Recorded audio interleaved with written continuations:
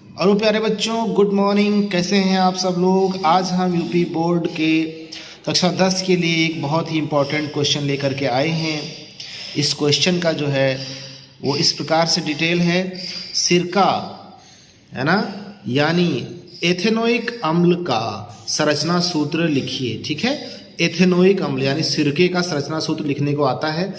ठीक है, तो आपको पहले जानना होगा सिरके का जो नाम है वो है एथेनोइक अम्ल, और ये नाम है IUPAC पद्धति में, यानी international union of pure and applied chemists.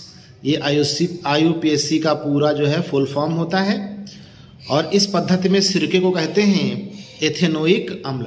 और सिरके का सूत्र क्या होता है? CH3COOH। अब देखिए, हमने आपको बताया था कि प्रत्येक जो है कार्बनिक यौगिक दो भागों से मिलकर बना होता है। एक को कहते हैं, ये वाला जो भाग है इसको कहते हैं क्रियात्मक समूह। क्या कहते हैं? क्रियात्मक समूह कहते हैं इसको।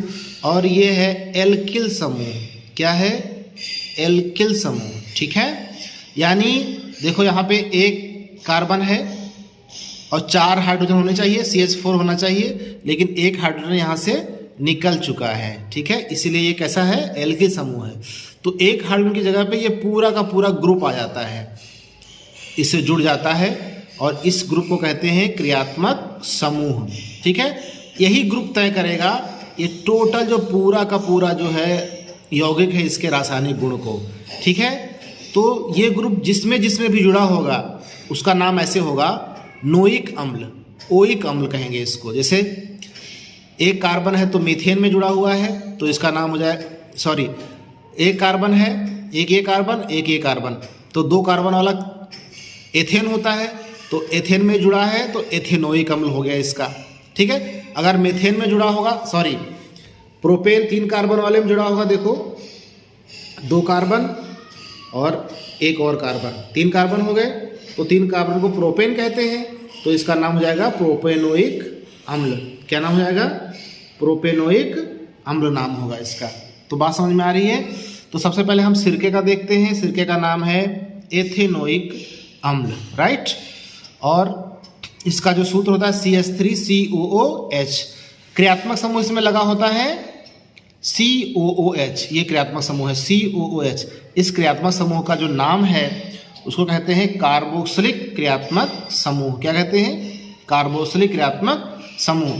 तो इसका संरचना कुछ इस तरह से होगी। देखो, पहले CH3 लिखा जाएगा, CH3, तो C123H, तो CH3 हो गया, और फिर हो जाएगा क्रियात्मक समूह COOH, तो C, एक O इधर, एक O इधर, COOH।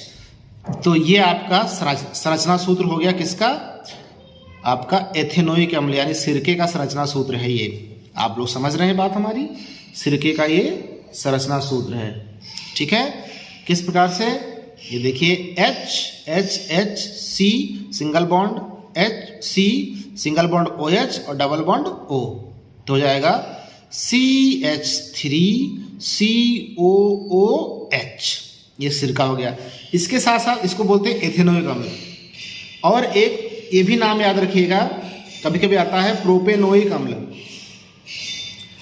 प्रोपेनोइक अम्ल का सूत्र ये है, और इसका संरचना सूत्र ये होता है CH3CH2COOH, यानी C2H5, एक कार्बन 2 कार्बन, C2H5 3 और 2 5 H5 हो गया।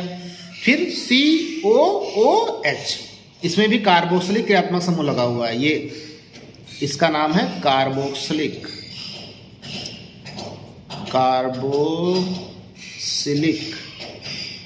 ठीक है, क्रियात्मक समूह कहते हैं इसको।